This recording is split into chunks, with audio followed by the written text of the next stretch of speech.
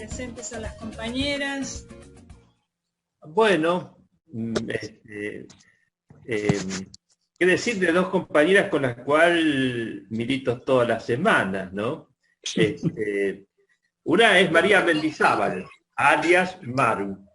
Es socióloga, profesora, escritora,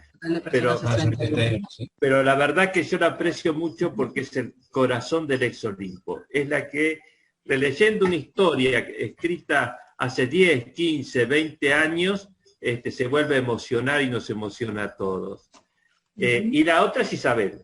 Isabel bueno, acá estamos en Entrecasa, entonces lo digo, es la jefa de la Asociación Ilícita del Ex Olimpo. Es detenida, y con ellos comparto una alegría profunda de vernos toda la semana.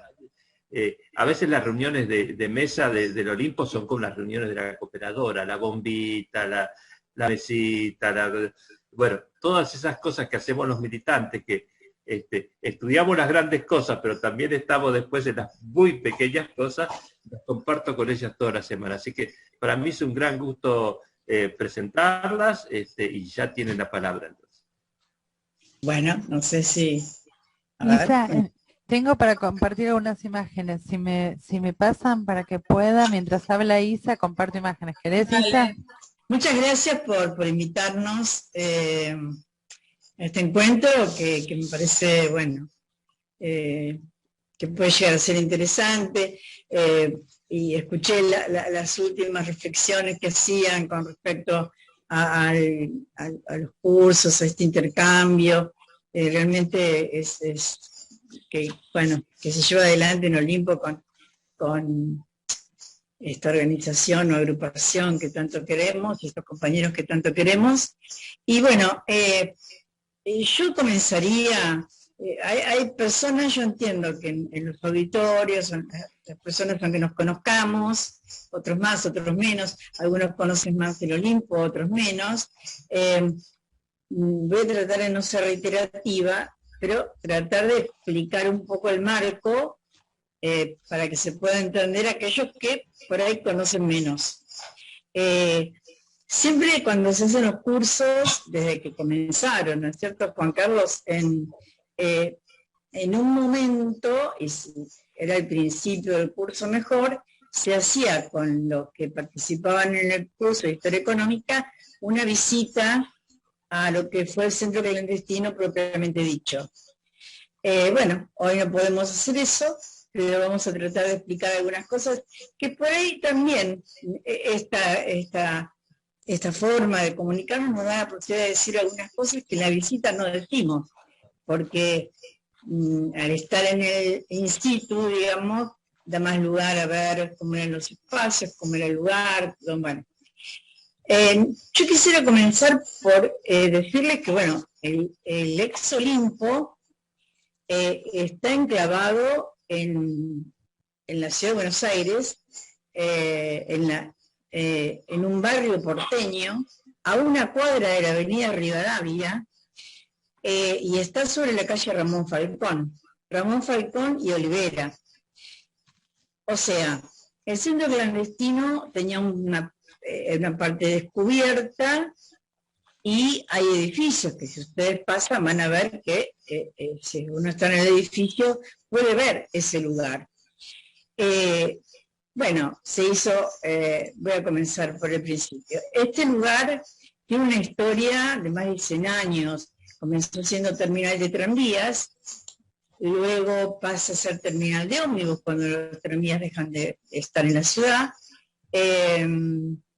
Y luego, bueno, tiene que ver también con los avatares económicos y políticos, porque los trenes eran de los ingleses, luego los trenes y los tranvías, luego se nacionalizan, luego, bueno, en el 76, no se sabe cómo y por qué, queda en manos de la Policía Federal, ya en 1976, el año del golpe de Estado. Entonces, nos encontramos con un predio enorme, fue la primera terminal de tranvías de la Ciudad de Buenos Aires, un predio enorme con edificios que eran de esa época, Y en el 76 se instala la Policía Federal sin ninguna tarea específica. A años vista podemos pensar o sospechar que algo se estaría pergeñando en ese lugar para que estuviera la Policía Federal sin ninguna tarea.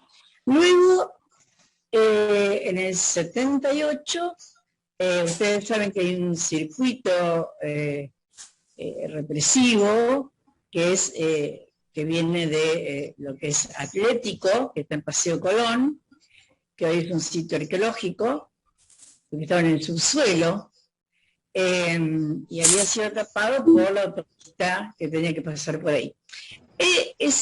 Cuando hay que desalojar ese lugar para que se haga la autopista, los prisioneros que estaban secuestrados allí, en Atlético, son trasladados al banco. Lo que no se sabía, bueno, supimos muchos años después, que ese era un lugar de paso, porque mientras se estaba tirando abajo el edificio de la policía, que en el subsuelo era un campo de concentración, se estaba construyendo lo que iba a ser el centro clandestino Olimpo, que se estaba construyendo específicamente como centro clandestino.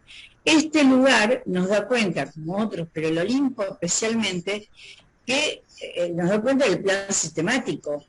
No fue que secuestraban a la gente y los tiraban en una comisaría, como también sucedía, muchas comisarías fueron centros clandestinos, o lugares que ya estaban establecidos por el ejército, como Campo de Mayo, bueno, etc. Esto, las celdas, las oficinas, las salas de tortura, todo fue construido específicamente para que esas personas que estaban secuestradas en Atlético pasaran a ese lugar recién construido. Ahora, ese predio tan grande, que es una manzana enorme, fue dividido por un muro, y podemos, no sé, yo hago un cálculo, pero no sé, por ahí me pueden corregir, es una cuarta parte de lo que es el predio, lo que fue el centro clandestino propiamente dicho. Se levanta un muro, pero todo el predio se cierra, todo el predio está custodiado por supuestamente la policía, no lo sabemos, pero no permitía el formato de cierre que le hicieron a todo el predio. Ahí está marcado en verdecito lo que fue el centro clandestino propiamente dicho, y el resto del predio que fue funcional al centro clandestino. No podría haber existido ese campo de concentración si no hubiera existido ese predio que fue cerrado y fue funcional para que obviamente nadie pudiera acceder ni salir de ese lugar. Acá lo que se ve en el planito es, bueno, estaría el portón de entrada que daba sobre Ramón Falcón, que está en la esquina, y luego, bueno, como un patio grande, un playón donde entraban los autos y camiones,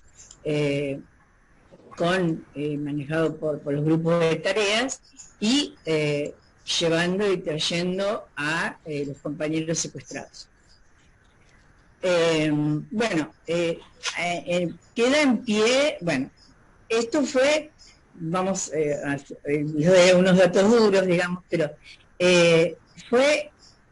este lugar funcionó, o sea, el traslado de los compañeros que estaban en el banco, que venían de Atlético, el traslado que se hace del banco fue el 16 de agosto de 1978.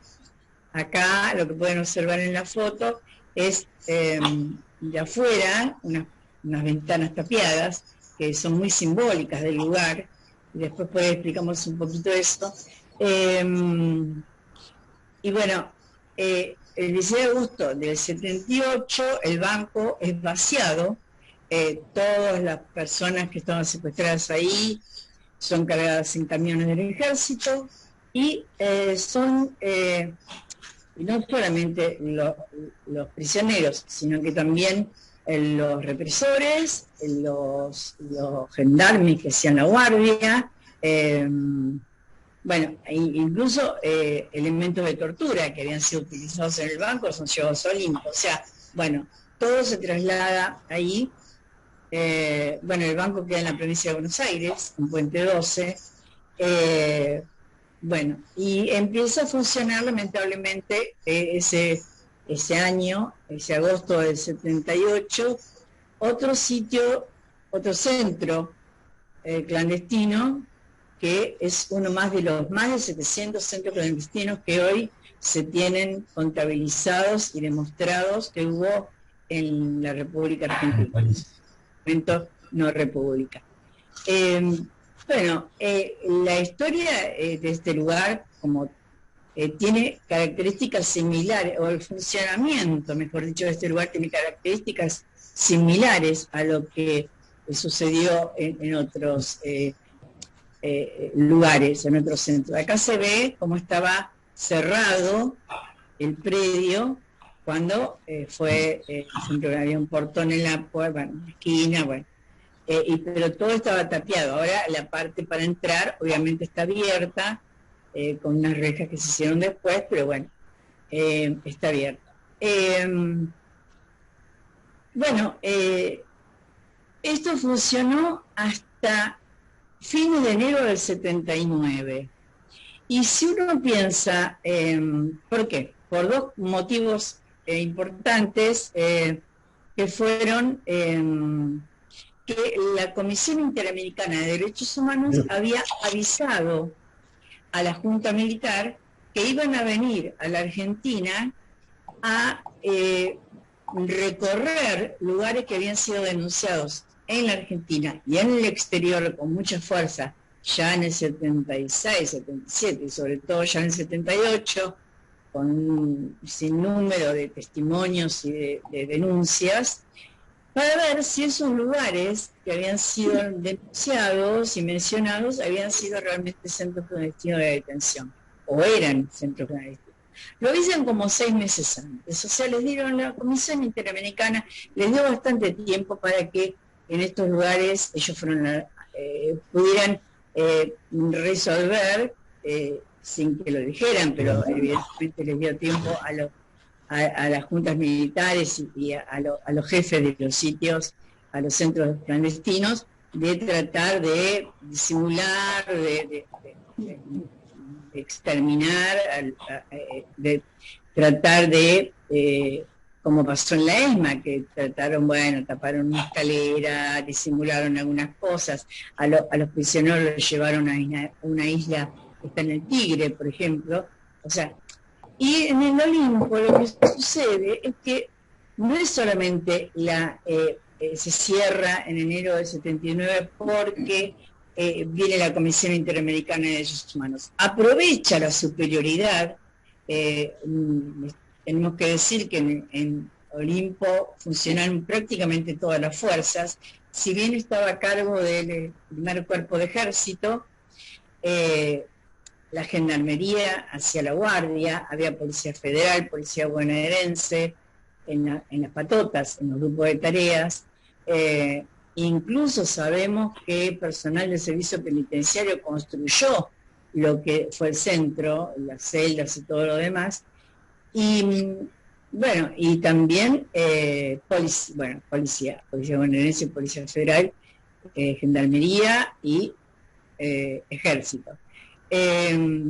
Había 3 grupos de tareas. Estos 3 grupos de tareas se disputaron desde un principio el botín, entre comillas, de guerra, obviamente lo digo entre comillas porque por supuesto todos sabemos que no fue una guerra, se peleaban por lo económico. En el trasfondo de esto, de esta masacre que realizaron, estaba lo económico. Sabemos que se quedaban con todas las pertenencias, con todo lo que había en las casas donde estaban estos compañeros y compañeras que eran secuestrados, se quedaban con viviendas, se quedaron con autos, se quedaron con todo, les robaban todo el dinero, obviamente que podían tener, y había ya una pelea muy grande por lo económico. Estas disputas entre estos 3 grupos de tareas era conocido por la superioridad. Ya era tan grande esta pelea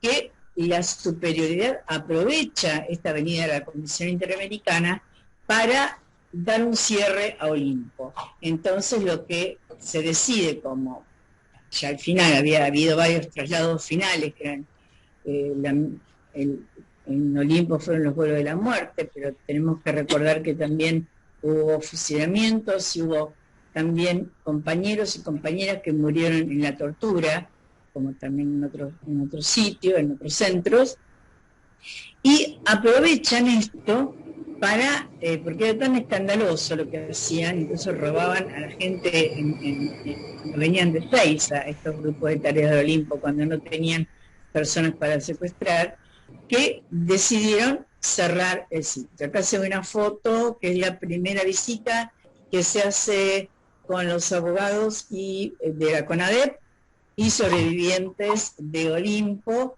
Esto fue en 1984. Ya ahí, bueno, digamos, un grupo es liberado en ese momento y otro grupo es llevado a Patriotismo de Quilmes y luego es secuestrado por la ESMA. Este lugar tenía vinculación con la ESMA y bueno, y viceversa.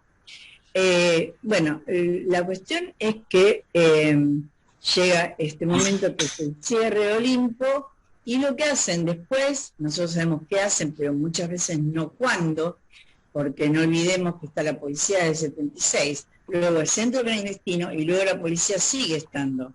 O sea, el predio no funcionó después para ninguna otra cosa hasta que durante la democracia se decide esperar algo. Pero en ese momento,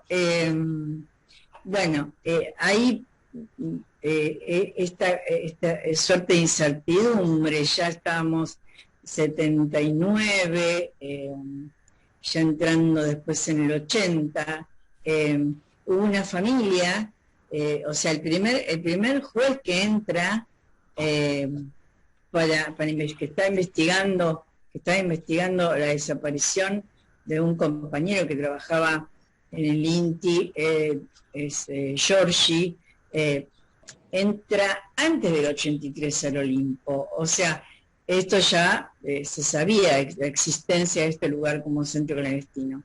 Esto es adentro del centro clandestino, que lo utilizaban como garage. Ahí se ve en la foto, en un momento dado. Pero después que se hace la visita de la CONADEP, y que, bueno, se demuestra, obviamente, que todo lo que se había dicho, todos los planos que habían hecho los sobrevivientes, todas las marcas estaban. Si uno visita el lugar, las marcas son, a veces, sin palabras uno puede descubrir un montón de cosas. Pero bueno, lo que sucede es que, bueno, hay un silencio hasta el 82, 83, con respecto, por supuesto, a todo lo que estaba pasando en la dictadura. Bueno, luego la guerra de las Malvinas, bueno, llegamos a la democracia, un poco arañando, un poco luchando. A nosotros, al grupo nos liberan, y somos por ahí parte de esa foto que acompaña a la CONADEP a verificar lo que la justicia quería realmente verificar, que había sido un centro clandestino de detención. Y ahí empieza un derrotero también que tiene que ver con el tema de la justicia y la reparación. Nosotros entendíamos que, muchos de nosotros entendíamos que no que era un deber, era un deber, una obligación, con los compañeros que no estaban, un derecho, era algo que empezaba, lo que sentíamos todos era que ahí empezaba una historia que para nosotros no iba a terminar nunca, que era dar testimonio, sobre todo por aquellos compañeros que no están, y sobre todo por la historia que tiene que ver con la dictadura, antes de la dictadura y luego de la dictadura. que tiene que ver también, podemos entrelazarlo con lo que fue la militancia también anterior al golpe de Estado y después durante el golpe de Estado. Militancia que cuando, yo lo que digo, cuando los compañeros decimos presente, por todos los compañeros o por algunos compañeros o compañera en especial, estamos diciendo que sí, bueno, la militancia continúa, la búsqueda de la memoria, verdad y No, todo justicia. lo que se habló es referido al centro de la historia. Este hilo conductor nos lleva a, bueno, llega la desgracia, y Alfonsín, bueno, sabemos lo que sucede, ahí comienzan, se hace el juicio a las juntas, sabemos que se los condena a las cúpulas militares, y Alfonsín lamentablemente no aprovecha, esto es personal y no sé si es compartida, pero no aprovecha el político que tenía del pueblo en ese momento, y lamentablemente saca dos leyes, las dos primeras leyes de impunidad, que son, bueno, la obediencia debida y el punto final. Y ahí, bueno, toda esa construcción se había hecho con la CONADEP, el juicio de las juntas, los temores, era la primera vez, a ver, que los, entre comillas, como se decía en un momento, los vencedores estaban siendo juzgados por los sobrevivientes, por los familiares, por la sociedad, por muchos sectores de la sociedad. Fue un hito muy importante, y luego Alfonsín lamentablemente cede y da estas dos leyes de impunidad que, bueno, cierran como un capítulo para no poder continuar en ese momento con los objetivos de memoria y verdad y justicia que se estaban empezando a plantear. Luego, bueno, viene el Menemato. Los que habían sido culpables, digamos, las cúpulas que habían sido juzgadas y condenadas, estaban presas todavía. Y lo que hace Menem, todos lo sabemos, el indulto, y quedan libres. Entonces, otro cachetazo a la memoria, otro cachetazo a la sociedad, más allá que algunos estuvieran de acuerdo o no, pero todos en Argentina sufrimos de una u otra manera que fue la dictadura, desde el punto de vista económico, desde el punto de vista del terrorismo, desde el punto de vista del genocidio, del miedo, bueno, un montón de cosas del oscurantismo, ¿no? En general. Y fue un cachetazo para todos. Esto fue, o sea, bastantes años de ver cómo se podía hacer para revertir todo eso. Era bastante complicado. Obviamente a través de esto estaban los organismos de derechos humanos que empujaban, ¿no? Para que, bueno, las cosas cambiaran, más allá de tantas cosas que hicieron los organismos de distintos modos y en cada vez que podían y cada vez que pueden, obviamente. Lo que, sucede es que en el 96 los números redondos parecen que son un hito, ¿no?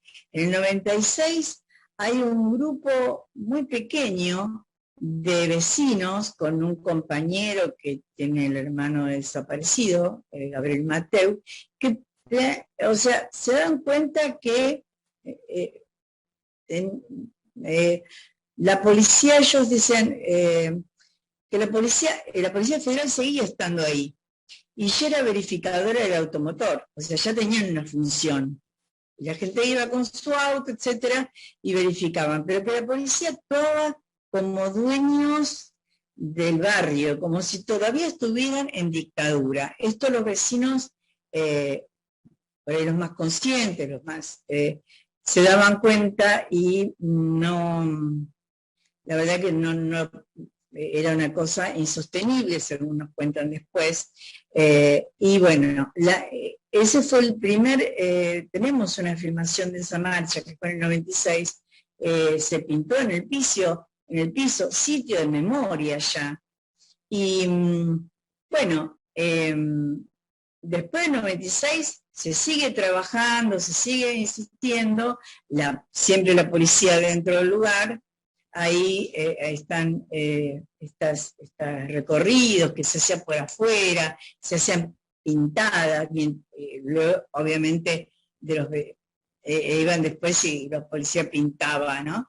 Llegamos al 2001 con la crisis del 2001, que recordaremos todas las asambleas que había en cada barrio.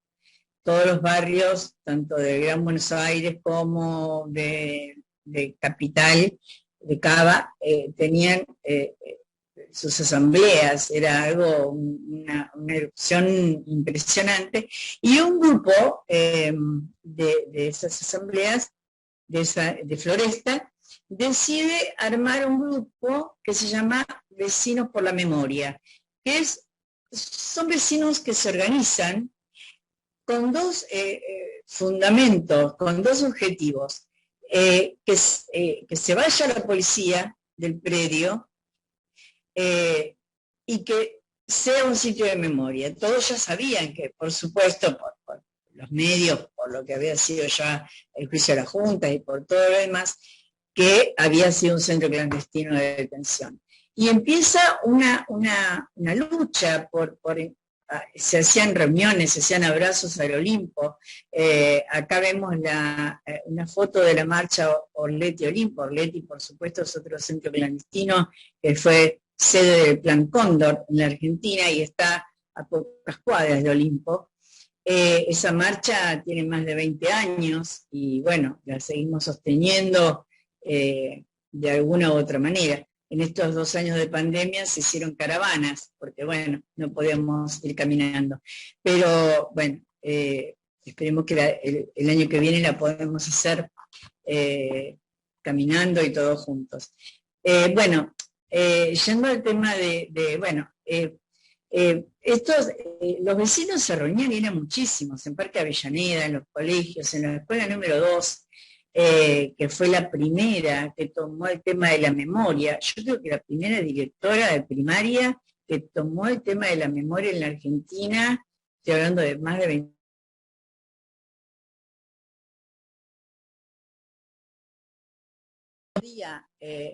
no tener ese eje en la escuela, el tema de la memoria, teniendo a una cuadra lo que había sido un centro clandestino de detención. Y como ella, bueno, muchos, vecinos organizados y otros grupos también de vecinos,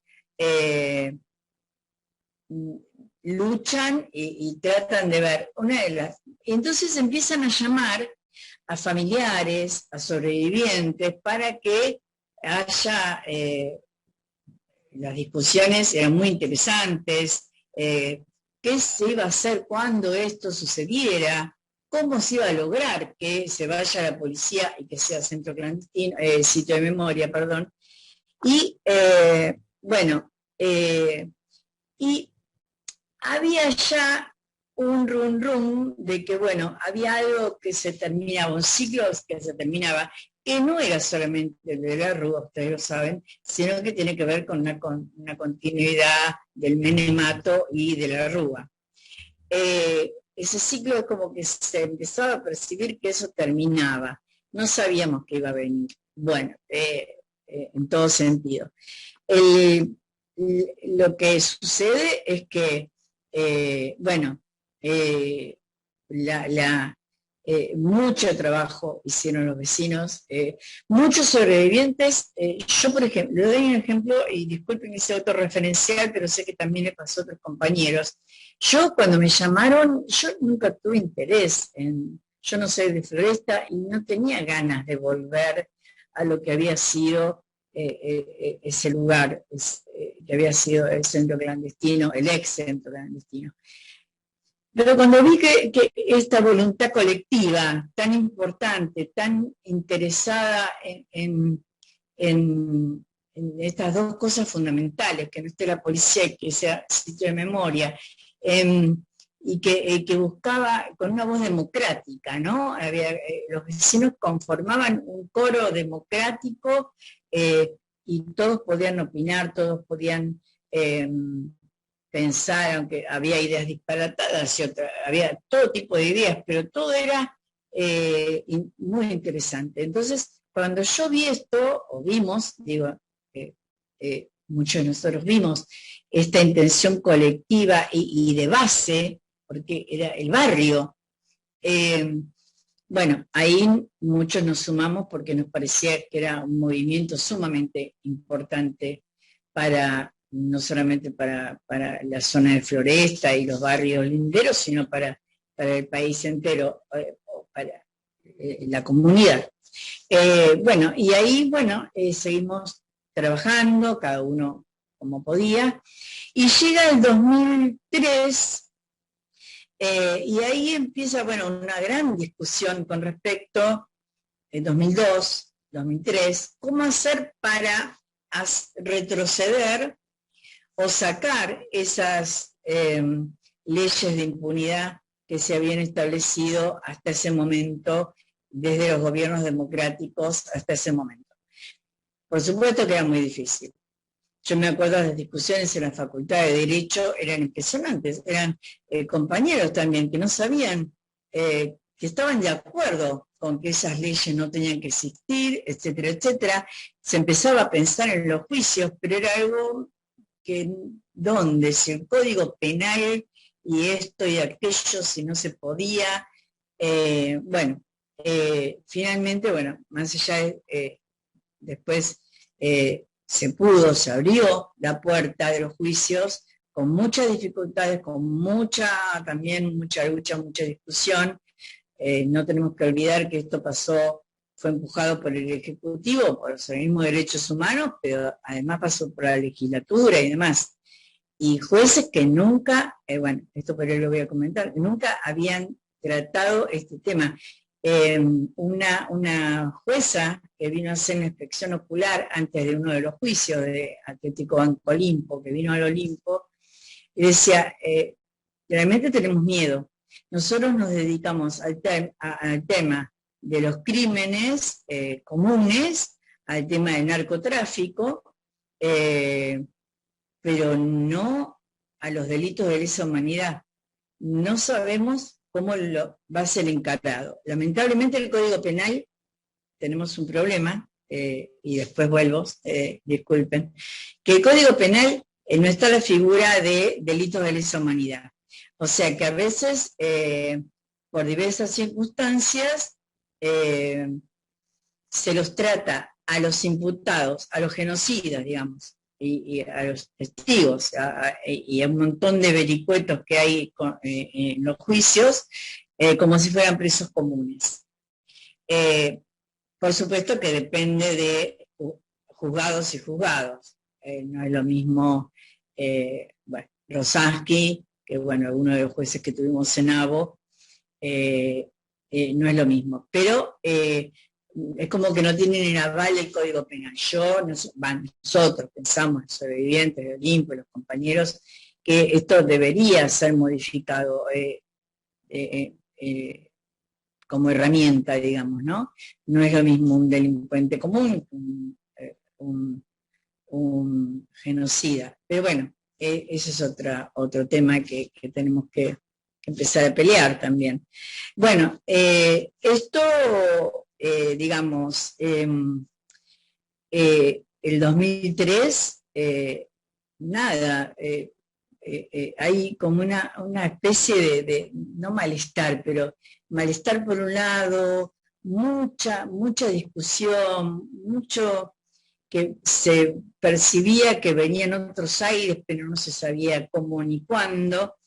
Y en el 2004, a los que conformábamos, no éramos una mesa de trabajo todavía, ni nada, era el grupo de vecinos que venía luchando por la recuperación, y algunos familiares y sobrevivientes que acompañamos de alguna manera esa lucha que fue tan interesante y que no se tiene que perder, ¿no? Que tiene que ver con la historia también, con nuestra historia también reciente y en democracia. La cuestión que, bueno, nos llama al presidente de la Nación, a todos los que conformamos ese grupo, por supuesto no pudieron ir todos. Y yo lo que digo es, por ahí ya me escuchaban de cero los compañeros, fuimos a la Casa de Gobierno y era una mesa ovalada, en cuya cabecera estaba Néstor Kirchner y el jefe de la ciudad, que en ese momento era Ibarra, y ahí, bueno, habló Néstor Kirchner y dijo que, una de las cosas que dijo, es que él sabía que existía el Olimpo y estaban con el tema de ver cómo recuperar estos sitios que fueron centros clandestinos, como para empezar a mover esa rueda, ¿no?, de la memoria de otra manera, concreta, digamos, en los sitios, in situ, digamos, ¿no? Y bueno, él además había visto el abrazo gigante que se había hecho al Olimpo un tiempo antes, y bueno, él hace un decreto, un convenio, en realidad con Ciudad, porque ese predio era de Nación, lo sigue siendo, porque nunca pasó, nunca se hizo la ley. Se pasaba a Ciudad, porque el predio está en Ciudad, está en Cava, para que sea sitio de memoria y que en 90 días se tenía que ir la Policía Federal. Bueno, la verdad que, bueno, todos los que querían, pudieron hablar, fue un momento bisagra, digamos, para el sitio y para todos, porque a veces a nosotros vienen visitas, vienen gente a charlar con nosotros y demás, y de otros lugares del mundo, inclusive, que supieron de esto, y hay argentinos que no lo saben, y bueno, estas contradicciones que suceden, pero bueno, entonces, y ahí empieza esto de la lucha por la memoria y verdad justicia que yo mencionaba, como en paralelo con el inicio de los juicios. Y tenemos que mencionar que el primer juicio que se hizo fue porque hubo una ventanita que no estaba jurídicamente cerrada, que era el tema de los niños apropiados. Y el primer caso que se llevó a la justicia en ese momento fue el caso de la hija del matrimonio Poblete, que fueron secuestrados y están desaparecidos y estuvieron en Olimpo. Bueno, la hija ellos están desaparecidos, la hija había sido apropiada, era una bebé, y ese fue el primer juicio que se abrió por esa pequeña ventanita que la justicia tenía abierta. Y luego, nada, es como que en consonancia se empezó a empujar fiscales, abogados, de distintos vertientes, digamos, porque no todos responden a la misma, por ahí, ideología, pero distintas vertientes. Y bueno, nosotros desde Olimpo, desde Ex Olimpo, por ahí lo va a mencionar Maru con más claridad, cubrimos todo lo que es el circuito atlético Banco Olimpo, que los juicios se llaman ABO, por esto, por Atlético Banco Olimpo. Es un circuito porque fueron los mismos represores, pertenecían los tres al primer cuerpo de ejército, los mismos secuestrados que fueron pasando de un lugar a otro, más allá que en el medio, por supuesto, había traslados finales y algunas liberaciones, y y los represores eran los mismos. Entonces, lo que dice Rafecas, el juez Rafecas, en un momento, después de hacer la primera investigación, dice, esto es un solo centro clandestino en 3 lugares diferentes, por las características similares. El juez Rafecas es el que de alguna manera lleva toda la instrucción adelante, y tanto los compañeros de la mesa, porque bueno, esto lo voy a decir ahora, cuando siguiendo con la mesa, yo digo que la mesa de trabajo y consenso a mí me da como a veces la impresión de que es la continuación de aquella mesa en la Casa de Gobierno. Si bien no consensuamos muchas cosas, pero consensuamos la pasión y teníamos la certeza absoluta de que los que estábamos ahí, que algunos por ahí están escuchando, que ese lugar no lo íbamos a abandonar y que íbamos a hacer todo lo posible para ver entre todos qué íbamos a hacer. Porque es como cuando se conquista un territorio, ¿no? Uno está, el ejército está muy unido cuando hay que tomar el territorio, pero cuando se toma, ahí empiezan por ahí las discusiones, que fueron muy interesantes, la verdad que, y siguen siendo muy interesantes, aunque Juan Carlos diga que a veces parece, no sé, una orden de consorcio, pero sí, también está el tema de la lamparita que tiene que ver con todo esto. Esto fue, la policía no se iba, esto hay que decirlo, porque ese fue un día muy, muy importante también. La policía no se quería ir, como también pasó en la ESMA, no se querían ir. Entonces, bueno, hubo que ir, vino el ministro del Interior, que en ese momento era Aníbal, ¿no? Y bueno, viene diciendo que es el desalojo de la policía. Igual, bueno, esa tarde-noche fue tremenda, porque el lugar estaba, lo que era el centro clandestino, estaba totalmente abandonado, estaba oscuro. Bueno, había compañeros que les parecía un horror que vinieran desde el gobierno, otros que, bueno, había gente, no sé, muy emocionada, había estar a favor o en contra de la situación de ese momento, pero era como que el propósito estaba ahí, era palpable, no era, y bueno, fue una tarde-noche, digo yo, con llanto, con emociones, con nada, y bueno, esto continuó.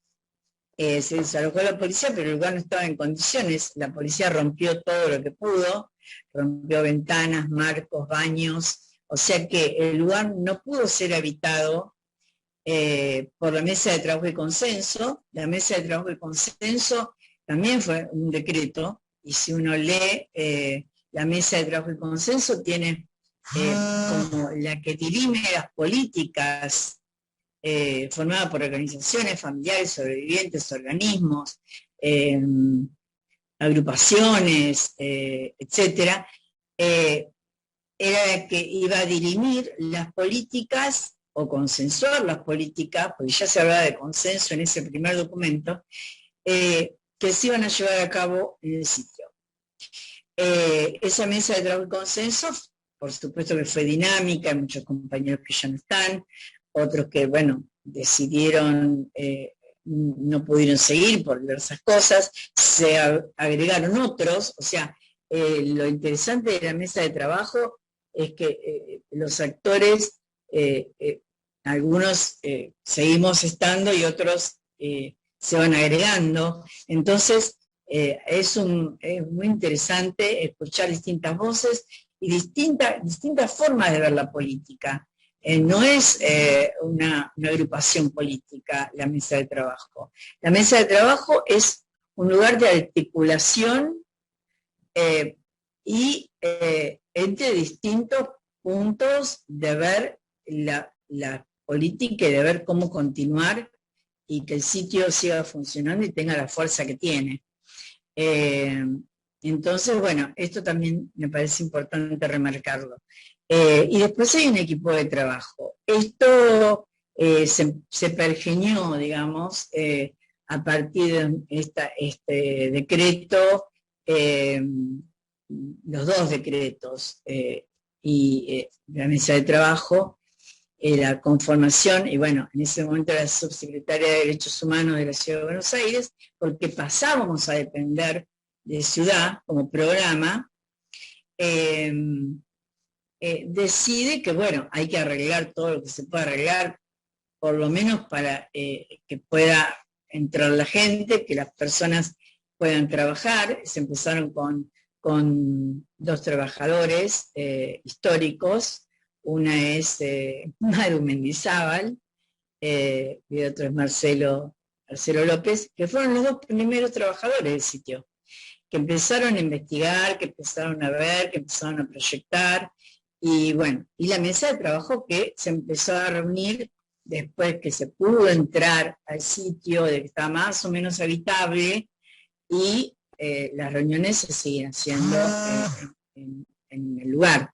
Tenemos la suerte, entre comillas, de que lo que fue centro clandestino propiamente dicho, que vieron en el planito, donde estuvieron los compañeros, está dividido por un muro, pero en el resto del predio no estuvieron los compañeros. Entonces ahí podemos hacer muchas actividades, se pueden hacer todas las actividades que por ahí en otros lugares no se pueden realizar, porque, por ejemplo, en Orleti, todo Orleti fue centro clandestino. Entonces es muy difícil en algunos lugares, por ahí son más chicos y no tienen esta disponibilidad para poder hacer actividades, pero tienen que ser en la calle o tienen que buscar la manera.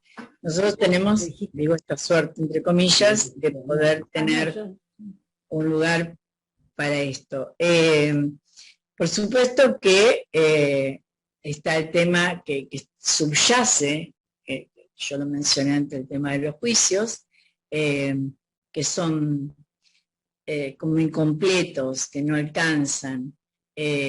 También, bueno, hay muchos temas. El tema de que en el gobierno anterior, en el macrismo, el negacionismo, tenemos, o sea, por supuesto que es mayor responsabilidad de parte de un gobierno, pero tenemos muchos ciudadanos que no quieren ver lo que pasó, quieren mirar para otro lado, o porque están de acuerdo con las dictaduras, o son antidemocráticos, pero bueno, el gobierno, por supuesto, si es un gobierno el que lleva adelante esto, tiene una responsabilidad superlativa, digamos, con respecto a este desastre este negacionismo.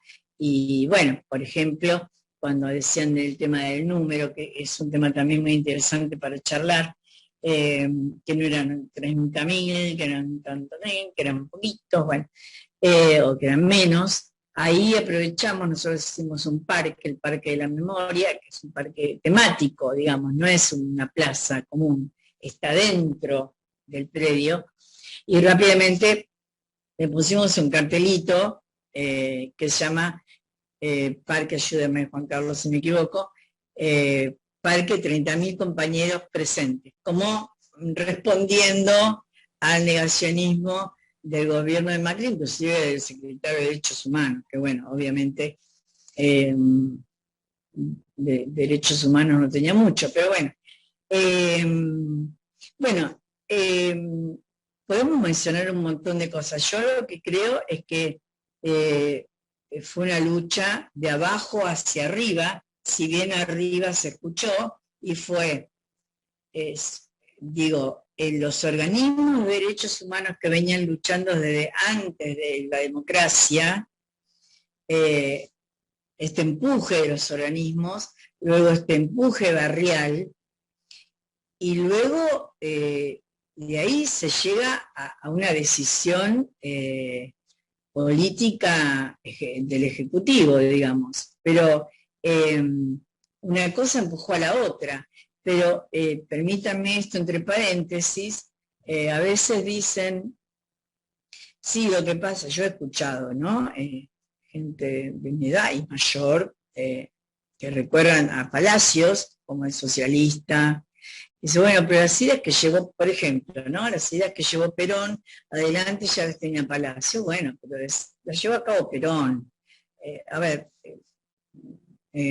Soy objetiva en esto, absolutamente objetiva. Y lo mismo pasó con esto. O sea, los organismos venían luchando desde antes de la dictadura, durante la dictadura. Algunos ya estaban, como la Liga la Liga, etcétera, pero aparecen madres, aparecen abuelas, aparecen hijos después, y nadie les prestó atención, al contrario, si podían reprimirlo, los reprimían. Y hubo una oreja ahí, política, con responsabilidad política, que puso la oreja para ese lado. Entonces, yo creo que va de la mano la lucha de los derechos humanos con las decisiones políticas que se fueron tomando. Bueno, esto también podemos decir, bueno, si hablamos de los 4 años del macrismo, podemos ver que los 4 años del macrismo nos da la razón en decir que hubo un gobierno que sí escuchó y hizo lo posible para llevar a cabo la marcación de los sitios, en la mayoría de los casos las señalizaciones por lo menos, y muchos sitios de memoria como La Perla, La ESMA, La Ribera en Córdoba,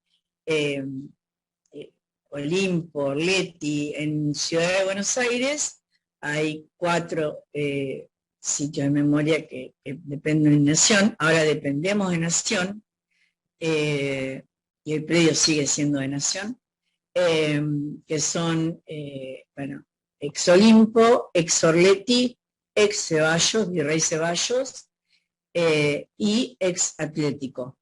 Estos 4 son sitios de memoria con sus colectivos, con sus mesas de trabajo, con sus trabajadores, sus equipos de trabajo. Y realmente, bueno, los 4 años anteriores fue una lucha, parecía, no sé, como se dice comúnmente, remar el dulce de leche. Nunca fue fácil el tema de sitios bajo ningún gobierno. Esto me parece que hay que decirlo. Nunca fue fácil, había que, toda la mesa de los compañeros de mesa de trabajo pueden dar cuenta de lo testarudos que son, por suerte, que somos todos, y vamos a continuar.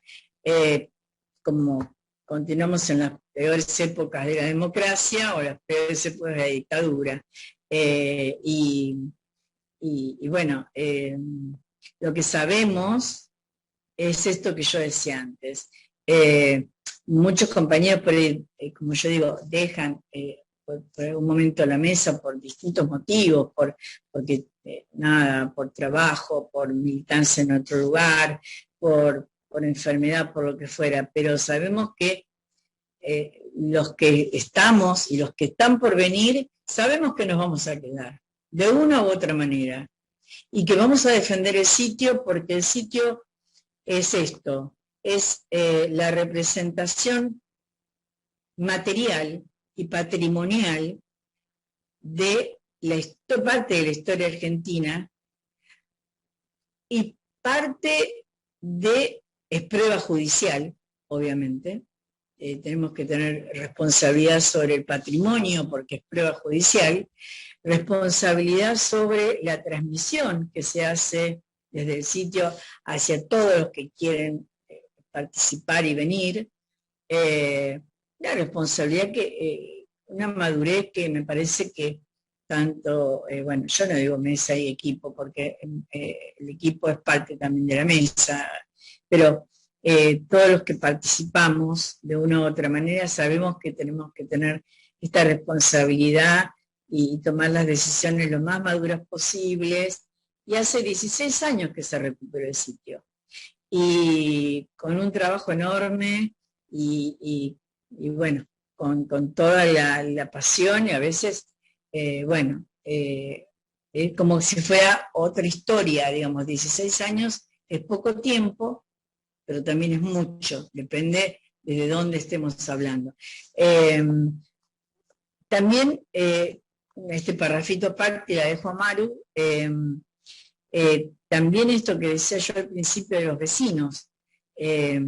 Al principio muchos estaban enojados con los vecinos, entre comillas también, porque habían escuchado gritos, habían escuchado los autos que salían disparados y entrando con gente y saliendo, Bueno, y sabían que ahí pasaba algo raro. Las ventanas fueron tapiadas, pero la parte de arriba estaba abierta, porque no eran ojivales y no pudieron terminar, hacer el redondez.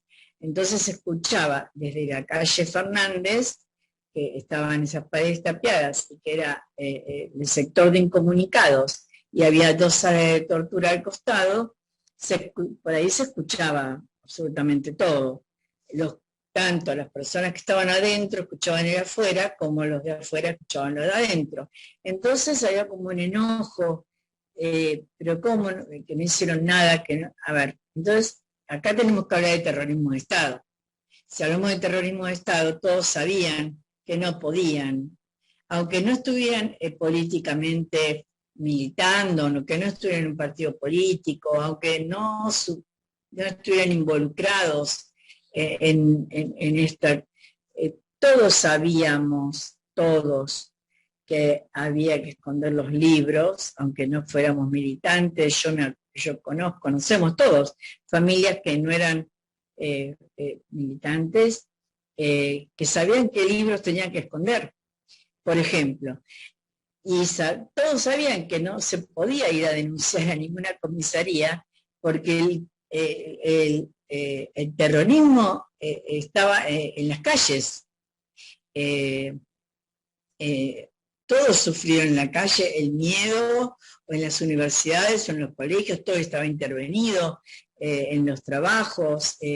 Así que esto es entender que los vecinos también fueron víctimas de vivir cerca de un centro clandestino, en primer lugar, y después sufrir todo lo que fue esa dictadura en todo sentido, ¿no? Entonces, bueno, no sé si quieren hacer alguna pregunta, escuchamos a Maru, o yo cerraría con esto, perdón, decir que, no sé, uno siente como un pequeño orgullo, así, ¿no? Del colectivo, que tenemos, me parece, toda la certeza de que si uno por algún motivo deja el espacio toda la semana, como dice Juan Carlos, que nos vemos toda la semana, pero a veces uno deja el espacio, los que trabajamos y militamos en Exolimpo, tenemos la certeza de que somos parte, y que siempre se puede volver, y que queremos que, por ejemplo, ya por ahí lo va a comentar, que tenemos, no sé, en el 2019 tuvimos, visitaron el lugar por las actividades de la mesa, por las visitas que se hacen al lugar, etcétera, 31.000 personas que visitaron Olimpo. O sea, es algo que para nosotros, y todo a pulmón, ¿no? Todo un trabajito de hormiga. Acá no somos lamentablemente hay, como en todos los lugares, hay vedette y hay extra. Bueno, yo no voy a hacer extra, pues no somos extras, pero no tenemos la difusión y la propaganda que tiene algún otro centro clandestino. Y a pesar de eso, bueno, tenemos otras metodologías, tenemos otras cosas. Pero bueno, yo creo que tenemos que seguir, y el camino tiene que ser esto: la memoria, la verdad y la justicia, y la promoción de los derechos humanos desde este sitio de memoria. Gracias, Isabel, muchas gracias, como siempre. No, de nada. Maru, si Maru quiere agregar algo, por favor. Escuchame, pero ¿cuánto tiempo hay? Habitualmente, y somos bastante rígidos en ese asunto, nosotros cerramos siempre a las 20 horas. Bueno, así, entonces no. Sí. Entonces, lo único que me gustaría, no. Me parece que Isa estuvo increíble, y a mí me gustaría tomar algo que ella mencionó, que es este convenio que habían firmado Kirchner con Ibarra. Ahí aparece en el texto mucho, digamos, de lo que era o lo que podemos ver como una narrativa popular convertida en normativa.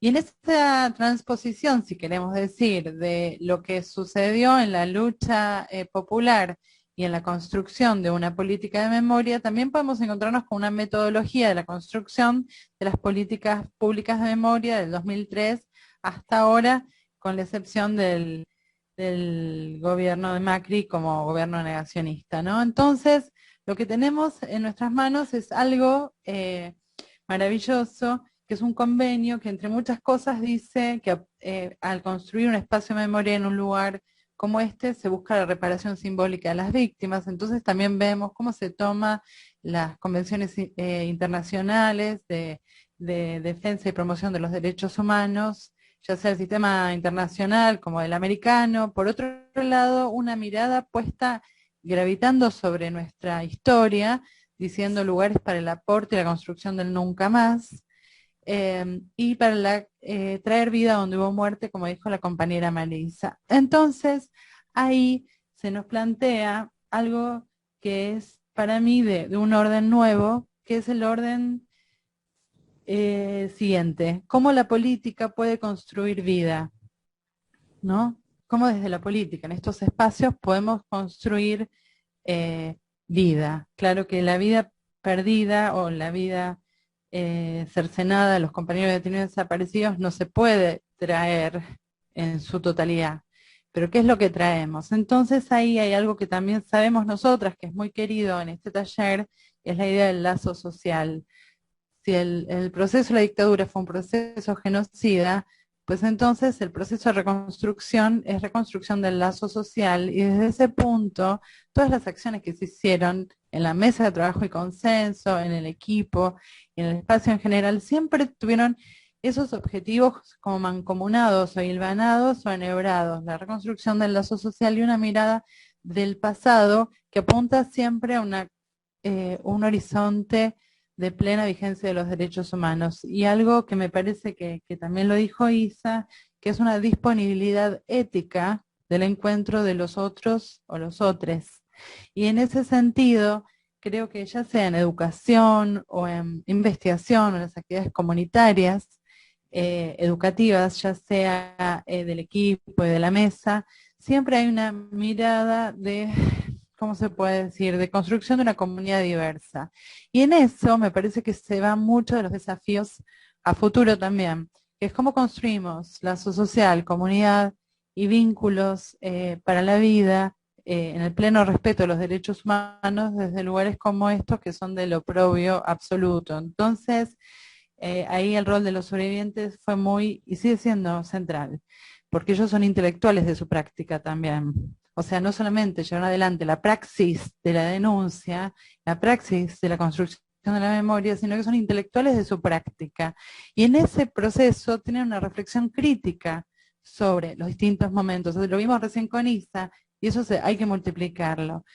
Entonces podemos pensar que si la realización del genocidio se da en el borramiento de la existencia de proyectos militantes, de transformación social o del colectivo social a posteriori, a lo largo de los años, la lucha de los compañeros sobrevivientes, enhebrada con todas estas luchas, hacen de estos lugares centrales y sensibles de la historia. Y ahí es quizás a donde nosotros tenemos que seguir poniendo esta semillita que dice Isa: si uno se corre va a venir otro compañero, pero siempre con esta mirada de construcción de lo comunitario, sin bajarle el precio a la lamparita, digamos, sin bajarle el precio a la lamparita, porque el que pone la lamparita, como diría Gramsci, también es intelectual, ¿sí? Y entonces, eso, nada, a lo que dijo Isa no le puedo agregar más nada que esto. Muchas gracias por invitarnos y felicitaciones siempre por estas iniciativas, ¿no, Isa? Sí, sí, por supuesto. Muchas gracias. Muchas gracias. Bueno, muy bien. Muchas gracias a las dos, como siempre. Besos a todos. Nos encontramos seguramente en el próximo taller que estaremos ya la semana que viene armando. Así que, compañeros, gracias mil a todos, a nuestra coordinadora, a los participantes, a los charlistas, a Maru e Isabel y a todos los compañeros, decenas creo que han colaborado con este taller. Así que besos, abrazos, nos reencontramos dentro de poco para abrazarnos entre todos. Besos. Chao. Gracias. Chao, chao.